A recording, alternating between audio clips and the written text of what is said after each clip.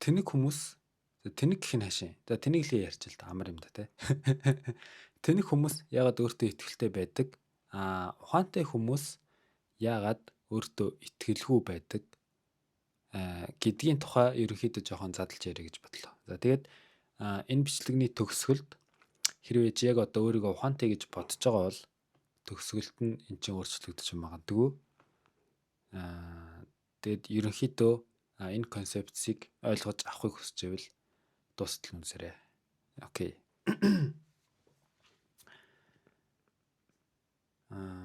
За тэгэд энэ ерөөсөө маш энгийн 1999 онд хийгдсэн Даннинг Крюгер гэд хоёр эрдэмтэн одоо нийлээд хоёр өөр хүн те энэ хүүхдүүд дээр ийм судалгаа авсан байгаа байхгүй юу.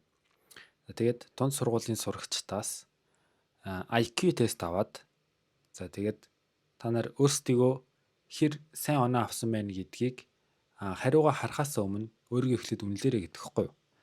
Тэгсэн чинь топ 5% буюу одоо хамгийн сайн хийсэн хүүхдүүд нь өөрсдийгөө дундаж хийсэн байхаа гэж бодсон гинэ.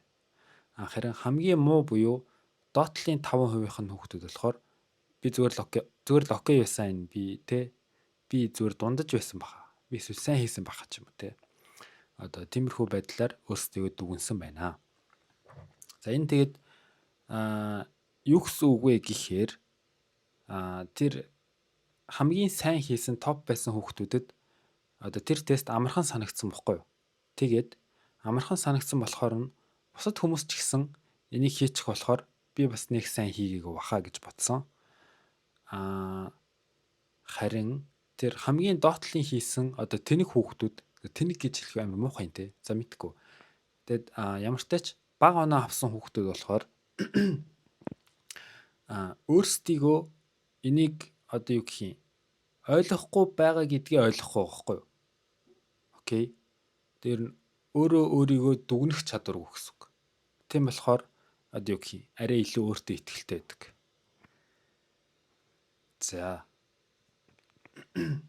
Тэгэнгүүт тухайн ямиг ингээд амар сайн мэдж байгаа хүмүүс одоо нөгөө нэг мэрэгжилтний нөхч илүү нэг тийм юм байдیں۔ Тэр нь юу гэсэн үг гэхээр чи ингээд тухайн юмны тухай илүү сайн мэддэг байх тусмаа одоо бусад хүмүүсийг өөртөө адилхан гэж бодож эхэлдэг. Харин мэдхгүй хүмүүс болохоор хальт сонсонгуудаа би нэг ойлгочлоо гэж бодоод одоо сталан гэж амар өөртөө итгэлтэй болдог. Тэр харин чадж байгаа хүмүүс болохоор амар юу гэх юм өөрийгөө эргцүүлдэгтэй дотогшоо өнгийж хардаг. Би үний юм яриад байна уу, худлаа юм яриад байна уу? Энэ өнцгөөс нь яриул юм болно, энэ өнцгөөс нь яриул юм болно те. Баттай хэлж чадахгүй те гэж эргэлзээтэй юм шиг. Үгүй мэдхгүй яа даа гэд те. За тэгэхээр юу гэсэн үг гэхээр ерөнхийдөө илүү тэр хүн чамд ингээд нэг юмыг баттай ингээд бүр баталгаатай би бүр яг мэдчихээн гэж хэлэх тусам ер нь сайн ихтлэх хэрэгтэй гэсэн үг. За орчлон нэлээд урт болчих шиг боллоо. За одоо энэ дээр нэг за яг одоо шууд юу руу оръё те. Тэгээ чи ямарваа нэг юмыг заяа юу ч байсан хамаагүй заяа. Ингээд сурахад ийм графаар явдаг гинэ. За энийг одоо би танарт харуулъя заяа. За тэгээд хамгийн ихэнд нь ингээд чи эхлэнэ.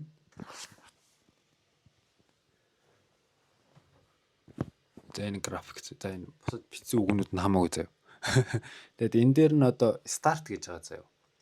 За start хэсэг дээр нь болохоор чи ингээд энэ доороос эхлээд тэгээд дээшээ яваад энэ mount гэдэг хэсэг дээр нь очино. За энэ хэсэг дээр чи ингээд өөртөө амар ихтгэлтэй би энийг ерөөсөй ойлгочлоо лаах юм байна гэж бодно. Тэгээ байж идэл чи тэрийгээ ингээд өшөө илүү сайн хийгээд явах тусам ингээд доошо унаад байна гэсэн үг.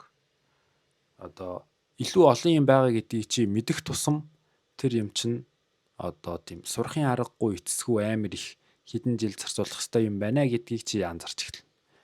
За тэгээд энэ хамгийн доотлын энэ despair гэж байгаа тий цөхрөлийн хөндий гэж байгаа. Энэ хөндийд очсныхоо дараа чи одоо хэр их юм сурах хэрэгтэй вэ гэдгийг яг боддоор нь ойлгосон. Тэгээд чи яг энэ мөчийг хэрвээ давж чадаад өшөө цаашаа ингэж суралцъя гэд явах юм бол доороос нь эхлээд буцаад ингэж дэше явсаар хагаад одоо энэ хэсэгт одоо ингэж очиод тэгшэрж ирдэг байх нэ. За ямарваа нэг ямиг мастер хийх ер нь бол нэг иймэрхүү зам байдаг байх нэ. За тэгээд энэ одоо юу гэсэн үг вэ гэхээр би одоо ингээд ийм халаалт агаар сэлгэлтийн инженер гэж. За яг монголоор зүгээр энгийнээр ойлгоход сан бохгүй юу. Тэгэд хоолой моолой ингээ хэмжээ явдаг. За тэгээд одоо жишээлбэл манай гэрт ус алдлаа гэж бодоход би нэг тодорхой хэмжээнд мэдлэгтэй байгаа шүү дээ. Тэнгүүч одоо ингэж бодъё заяа. Одоо их сургуулийн одоо мэдгүй амар ухаантай заяа. MIT-ийн математикийн профессор байлаа гэж бодъё л доо. Тэр гайвал амар ухаантай шүү дээ. Тэгэхдээ хэрвээ тэр хүний гэрт нь одоо ингээд ус алдлаа. За ус алдах нь цаашаа. За гэртээ ингээд хоолой суурлуулах чалаа гэж бодъё л доо.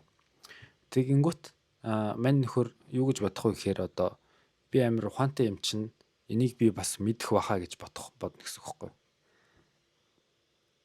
Тэгэд яг үнэндээ юу гэх юм ухаантай хүн байхаараа заавал энд өртдөггүй гэсэн үг биш. Чи одоо ингээд ямарваа нэгэн өөрийнхөө домен буюу те өөрийнхөө мэрэгжил дээр ч юм уу те маш их мэдлэгтэй юм дээрээ одоо ингээд өндөр мэдлэгтэй байж хаад өөр бусад ямыг бас мэдэхгүй байж болно.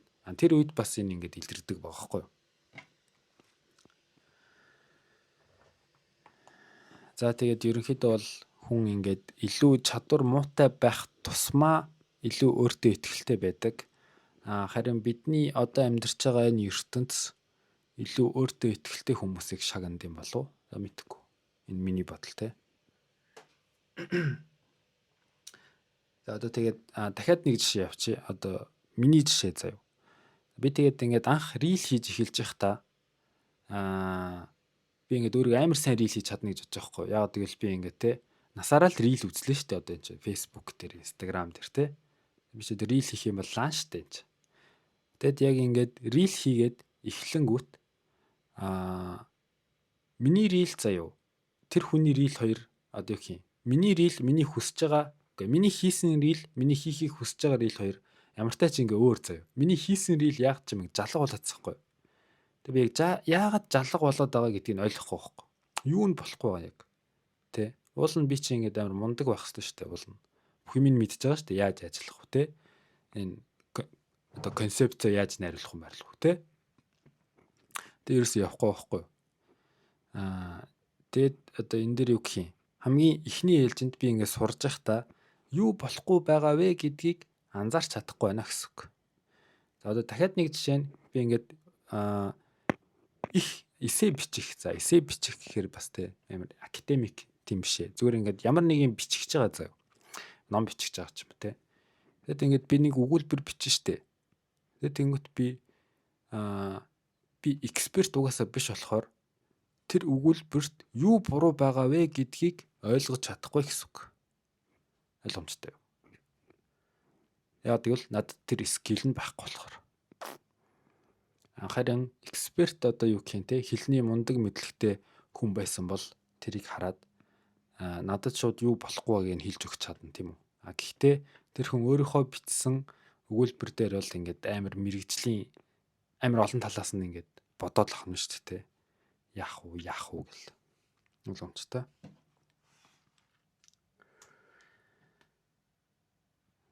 За ерөнхийдөө нэг иймэрхүү байна да. За энэ бол тэгээд манай Даннинг-Крюгер эффект байлаа.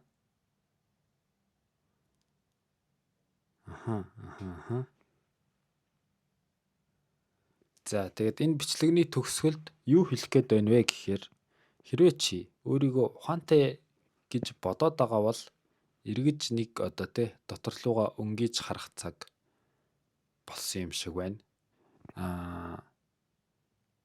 Тэгээд чи одоо юу гэх юм энийг ойлголоо гэд ер нь их ойлгодог юм заяа. Яг ингэж бодит амьдрал дээр те жишээ болгоод. За тэгээд яг юу гэх юм яг үнэхээр дотогшоогоо ойлгож иж ойлгодог заяа. Ер нь ихэнх юм тийм байт юм да. За тэгээд энийг ойлгосныхоо эцэст бид нар юу хиймээр байна гэвэл одоо те энэ өстө авралгүй тэнэг байна мэн гэж ер нь ярих хэрэггүй. Тэр хүн бас эн чин бүх юм учир шалтгаантай тийм үү. Тэгээд өөрөө өөрийнхөө одоо чадвар муутай байна гэдгийг анзаарч харж чадахгүй байна гэсэн үг. За тэрийг бас бүгдээрээ ойлгоод за тэгээд бусдыг муулаад авах биш аль болох энэ мэдлэгээ өөр дээрээ хэрэглэнэ гэсэн үг. Би ер нь одоо ингэ те сүүлийн үед жоох өөртөө ихтэй санагдаад яг ингэ те амар сайн мэддэг юм шиг санагдаад байна. Би яг мэддэг билүү те. Эсвэл би одоо ингээд хитрхи болгоомжтой хандаад ах шиг байна. Би чинь яг энийг сайн мэддэг хүн билүү те. Хэрвээ одоо тэгээд өөрийнхөө сайн мэддэг юм дээр дуурч чадахгүй байгаа бол чинь бас асуудалтай тийм үү? За тэгээд эцэстээ гэхэд бид нар бол хүний тарих ингээд сүүлд нөгөө нэг юу яасан? Навалын нэг подкастнаас сонссон юм байна заяа. Хүний тарих одоо ингээд ажиллах зарчмынхаа хувьд заяа. Физикийн хуулиар болох бүх юмыг төсөөлж чадна. Тийм болохоор бүгдийг нь ойлгож чадна гинэ. Тийм болохоор бид нар ер нь бол юу ч ойлгож чадна. Гэхдээ бүх зүйл тийм харагдаж байгаа шигээ ер нь энгийн байдаггүй тийм үү? Цаашаа ингээд дип ухаад гүнзгий орох тусам тухайн юм чинь ингээд мэрэгжил болтлоо хөгжсөн юу гэх юм маш гүнзгий байдаг тийм үү? Тэгээд өнгөцхөн юмыг харахгүй байх тэгээд энийг чи сурч чадна гэдгийг ойлгоод тэгээд ерөнхийдөө юу гэх юм яг ингээд гүн шигдээд орох юм бол илүү ийм эмх замбраагүй complicated байгаа гэдгийг ойлгоосай гэж хүсэж байна. Окей.